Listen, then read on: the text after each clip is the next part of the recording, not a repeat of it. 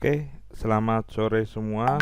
Kita kembali untuk kuliah MPPL lagi. Kali ini kita akan masuk ke dalam pertemuan berikutnya, yaitu bekerja dengan Gentable dan mengisi informasi pada Microsoft Project dengan tema yang kemarin, dengan file yang kemarin. Punya saya adalah webcommerce untuk toko Prima. Kita buka lagi ya. Passwordnya dimasukkan karena kita sudah setting security kemarin itu. Punya saya 1 sampai 9. Buat aja passwordnya yang simple saja. Nah, sekarang kita masuk ke pembahasan ya. Jadi paling tidak ada 20 minimal ya, 20 task atau 20 step atau 20 tahap dari awal terus kemudian sampai akhir pembuatan web commerce dari toko Prima. Dan semua dari Anda paling tidak juga harus ada 20 kegiatan minimal untuk mengerjakan proyek Anda masing-masing. Sekarang kita mulai persiapan dulu ya. Persiapan, terus kemudian di tahap persiapan itu ada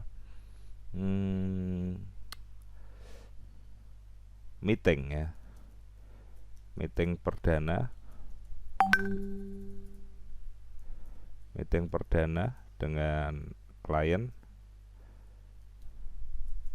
Meeting perdana saja cukup. Terus kemudian setelah meeting perdana adalah penentuan tim. Terus kemudian di tahap persiapan berikutnya adalah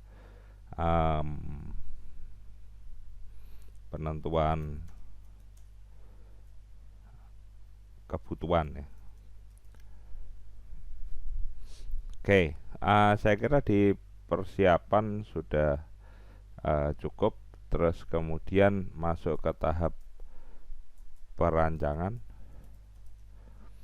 Tahap perancangan ini ada yang pertama adalah meeting tim.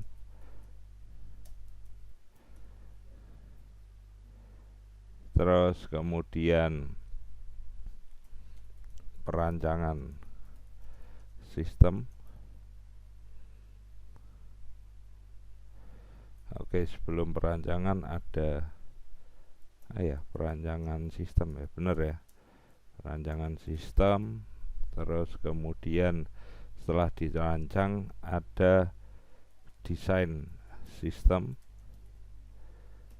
Terus kemudian ada penentuan pembuatan bisnis proses bisnis ya, kan harus dirancang ya, apalagi e-commerce ini sangat kompleks. Nah, ini juga bisa dibesar kecilkan ya. Nah, mau diedit tinggal di double klik saja. Oke, terus kemudian setelah perancangan sistem, desain sistem, pembuatan sistem, perancangan database tentu saja.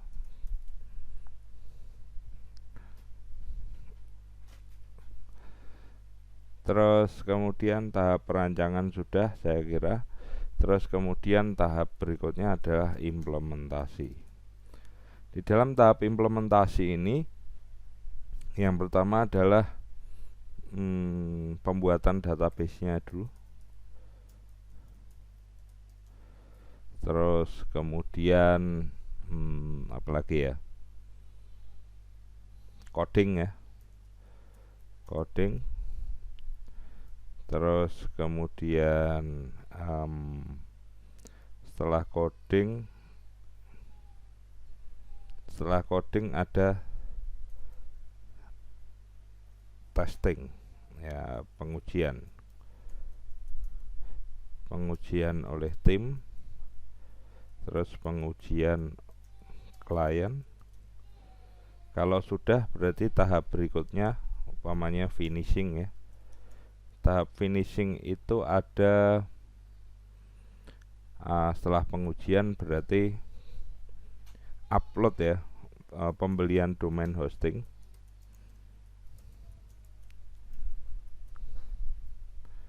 Upload file.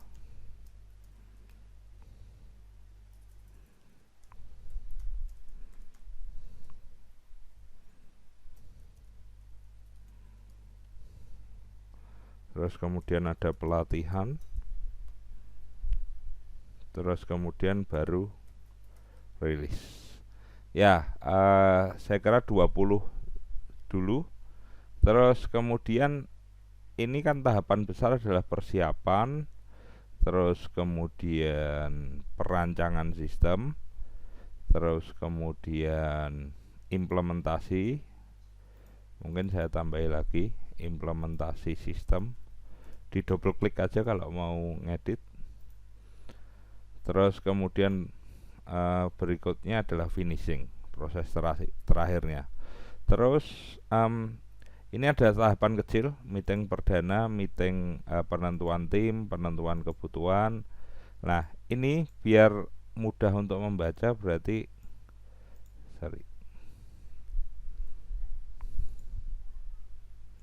kita blok saja. Semua persiapan itu sampai sini ya, penentuan kebutuhan. Terus kemudian kita pilih menu indentas ini. Nah, jadi tahapan persiapan isinya meeting perdana, penentuan tim, dan penentuan kebutuhan. Nah, sekarang lakukan hal yang sama untuk berikutnya. Jadi sampai ke implementasi. Dari meeting tim sampai ke perancangan database kita indentas. Terus kemudian implementasi itu sampai pengujian klien kita indentas. Terus kemudian finishing dari pembelian domain sampai rilis. Nah, seperti ini. Kalau memang kurang besar, ini bisa digeser lagi nih. Ya, kita geser biar enak lihatnya. Ini juga diperbesar.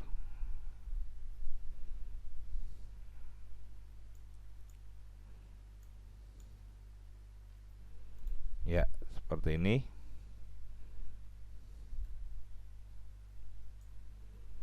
Terus kemudian kita tentukan sekalian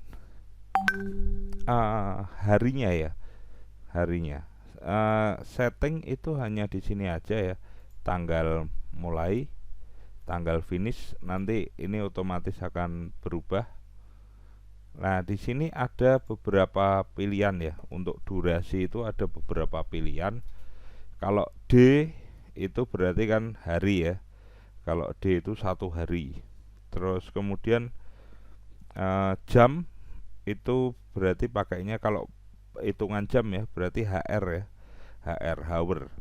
Terus kemudian kalau hitungannya menit di dalam satu task atau satu step ini berarti min. Terus kemudian kalau satu hari penuh ya, satu hari penuh itu 24 jam berarti ED ya, elapsed day. Kalau D ini one day ya kan. Kalau D biasa itu hari jam kerja ya, jam 8 sampai 17. Tetapi kalau elapsed day ED itu 24 jam. Terus kemudian kalau satu minggu penuh berarti keterangannya di sini durationnya adalah EW ya. EW atau elapsed week. Kalau hanya seminggu sesuai hari kerja berarti seminggu Senin sampai Jumat itu berarti WK, week ya, week. Terus kemudian kalau bulan month. Nah, kita buat paling tidak dari awal persiapan sampai ke rilis itu paling tidak minimal 3 bulan lah. Semua kita start hari ini, meeting perdana kita start hari ini ya, 5 Mei. Terus kemudian meeting kan cukup 1 hari ya. Nah, one day. Terus kemudian ininya ndak usah diedit dulu karena ini adalah summary persiapan. Terus penentuan tim mungkin 1 minggu lah ya. Kita mulai tanggal 6, keesokan harinya, berarti setelah tanggal 6 kita buat tanggal 13, 6 day. Terus berikutnya penentuan kebutuhan mungkin juga sehari, seminggu mungkin dari terusannya, dari tanggal 14 sampai 14, setelah itu berarti 21. Nah, berarti di sini kita bisa edit, finishnya adalah sampai 21 Mei ya, atau total 13 hari untuk tahap persiapan, hampir 2 minggu. Terus kemudian meeting tim berarti setelah ini penentuan kebutuhan kita coba tanggal 22. Meeting cukup sehari aja, cukup. Oke, terus perancangan sistem mulai tanggal 23 Mei sampai perancangan cukup lama ya. Perancangan itu paling enggak 23 sampai 31 lah ya, seminggu. Terus desain sistem ini juga cukup lama, mungkin kita mulai tanggal 1 Juni sampai 7 Juni lah. Oh, terlalu pendek ini. 14 Juni. Terus pembuatan proses bisnis juga cukup panjang, ini berarti 14 Juni. Berarti mulai 15, seminggu lah ya, sampai 21. Perancangan database juga seminggu, dari 21 Juni 22 Juni sampai ke 22. Tadi 22 sampai 29 Juni, 6 hari. Berarti total adalah dari 22 hampir sebulan ya, dari 22, karena e-commerce ini perlu direncanakan dengan matang, dari 22 Mei sampai 29 Juni. Nah, sekarang kita buat ke pembuatan database mulai 30 Juni sampai pembuatan database ya seminggu lah, 7 Juli ya. Terus kemudian coding, nah ini bisa berbulan-bulan ini. Kita kasih waktu sebulan saja. Sebulan berarti dari 8 Juni sampai 8 Agustus ya. 8 Agustus. Oke, enggak sampai sebulan ini. Terus kemudian pengujian tim seminggu saja untuk menentukan bug dan tidaknya, dari setelah 8 Agustus berarti 9 Agustus sampai 16 Agustus. Terus kemudian pengujian klien 16 berarti mulai 17 sampai ke 17 seminggu ya, 24. Nah, ini sudah update sendiri dia. Oh, implementasi butuh 40 hari. Pembelian domain hosting kalau .com itu kan cepat ya, sehingga kasih waktu seminggu saja lah. 24 Agustus berarti 25 Agustus sampai 1 September. Terus kemudian upload ya seminggu, 1 September sudah, berarti 2 September sampai 9 September. Terus kemudian pelatihan saya kira 1 hari saja cukup, berarti dari 10 September sampai 10 September itu 1 hari. Nah, rilis ini paling enggak waktunya ya sebulan lah ya, sebulan untuk menemukan bug-bugnya. Tadi dari 10 September berarti kita mulai 11 September, selesai 11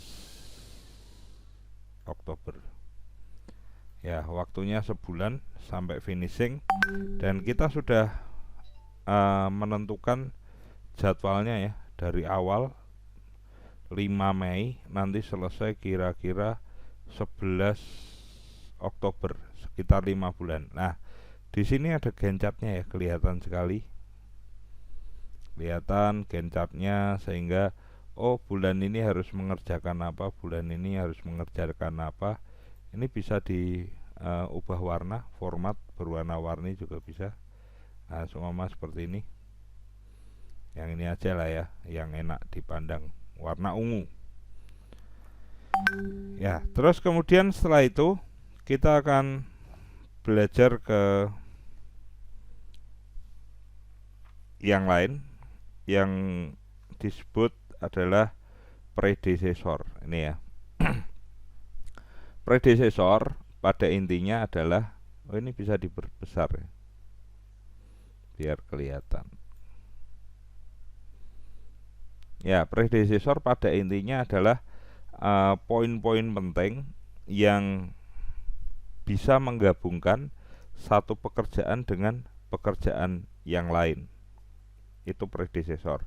Jadi mungkin saja saat penentuan saat meeting tim pertama, Anda sudah melakukan perancangan sistem dulu sebagai manajer tim atau sebagai ketua tim gitu.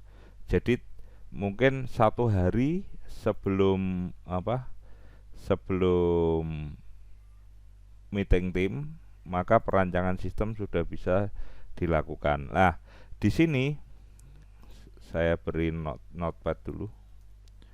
Di sini untuk predecessor itu ada beberapa catatan. Yang pertama adalah FS atau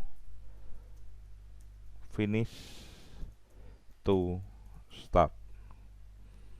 Terus kemudian yang kedua adalah SS, start to start. Yang ketiga adalah FF. FF itu apa? Finish to finish. Dan yang terakhir adalah SF, start to finish. Selain itu juga bisa custom ya, custom pakai lag time.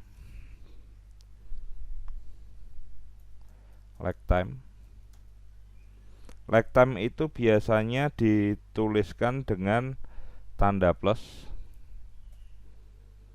atau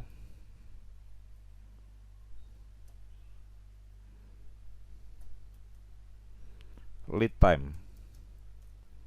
Lead time itu biasa dituliskan dengan tanda min. Jadi sebagai contoh, kalau finish to start finish to start berarti kalau predecessornya finish to start, berarti pekerjaan yang di predecessor itu harus finish dulu baru start ya. Pekerjaan itu baru di predecessor dulu baru start. Oh sorry, ini ada cara satunya adalah standar. Nah nanti kita lihat. Kalau finish to start berarti pekerjaan pertama harus finish dulu baru pekerjaan tersebut start. Terus kemudian kalau SS, start to start, berarti pekerjaan 1 dan pekerjaan 2 bisa bareng dikerjakan. Kalau finish to finish berarti pekerjaan 1 dengan pekerjaan berikutnya harus, pekerjaan yang lain ya, harus sama-sama finish secara bersama. Terus kemudian kalau start to finish berarti pekerjaan pertama itu baru start, saat pekerjaan kedua finish itu setting-settingnya. Terus kemudian ada juga lag time. Lag time itu tambah berapa hari, lead time kurang berapa hari. Jadi kalau standar itu contohnya seperti ini. Standar itu sebenarnya sama dengan start to start sebenarnya ya. Jadi kalau seumpama mana yang bisa dibarengkan ya, penentuan kebutuhan, mungkin perancangan sistem karena orangnya cukup banyak bisa digabungkan dengan perancangan database. Berarti di sini saya kasih 7. Mengapa 7? Karena 7 ini punyanya perancangan sistem. Jadi saat perancangan sistem dilakukan ya, maka perancangan database juga bisa dilakukan. Terus kemudian berikutnya kita coba yang finish to start atau start to start ya. Jadi seumpama di sini yang bisa bareng lagi mana ya? Pembuatan database. Oke, seumpama pembuatan database dengan coding bisa bareng. Berarti kita pakai start to start. Nah, ini 12 itu punyanya database ya. Terus kemudian kita kasih SS ya, 12 SS. Berarti 12 dan 13 akan berjalan secara bersama-sama. Terus kemudian seumpama finish to start ya, FS, pekerjaan seperti tadi saya katakan ya, meeting team dan perancangan sistem. Jadi seumpama meeting team itu bisa perancangan sistem bisa dilakukan 1 hari sebelum meeting team. Jadi berarti di sini meeting team itu nomor berapa ya? Nomor 6 ya. 6 kita buat finish to start, artinya nomor 6 finish ya. Baru nomor 7 start. Itu kan standarnya, tetapi kita bisa kurangi seumpama 2 day to days ya. To days. Maka di sini akan kelihatan relasinya. Anda lihat. Ini relasinya. Jadi artinya di sini 2 hari sebelum meeting selesai, meeting dilakukan atau meeting selesai, maka perancangan sistem sudah bisa digunakan. Gitu. Itu adalah beberapa predecessor yang bisa kita gunakan. Ini adalah pakai lead time. Nah, terus kemudian seumpama pakai lag time atau pakai tambah ya. Kita pakai apa ya? Start to finish, finish to finish. Oke, finish to finish coba ya. Mana yang perlu finish to finish? Terpautnya ya. Nah ini. Nah, untuk pembelian domain itu kan belum tentu 6 hari selesai ya. Belum tentu 6 hari selesai. Jadi mungkin kita kasih spare di sini 17 ya. FF plus 1 day. Artinya 1 hari setelah ini kan sebenarnya bareng. Ini kan bareng tetapi saya tambah 1 hari sebagai spare ya. Biar biar pembelian domain hostingnya juga perlu proses. Nah, di sini akan ada garis juga. Nih. Jadi 1 hari setelah pembelian domain hosting, upload file web itu bisa dilakukan. Paling aman seperti itu. Nah, ini catatannya ya. Jadi tadi standar, kalau standar berarti ini ya, bisa lompat lah ya. Harusnya dari perancangan sistem ke desain sistem dulu. Jadi sekarang perancangan sistem langsung ke perancangan database. Seperti itu. Nah, ini catatannya standar, finish to start, finish to finish, dan start to finish. Ada lag time, penambahan hari, atau lead time, pengurangan hari. Oke, saya kira untuk pertemuan MPPL hari ini bekerja menggunakan Gantt chart sudah bisa kita akhiri. Ini jangan lupa Anda buat minimal 20, terus kemudian buat predesesornya, buat penanggalannya paling tidak minimal 3 bulan, terus kemudian jangan lupa di save karena digunakan untuk pertemuan berikutnya. Saya ucapkan selamat sore semua, tetap jaga kesehatan selalu. Di save ya.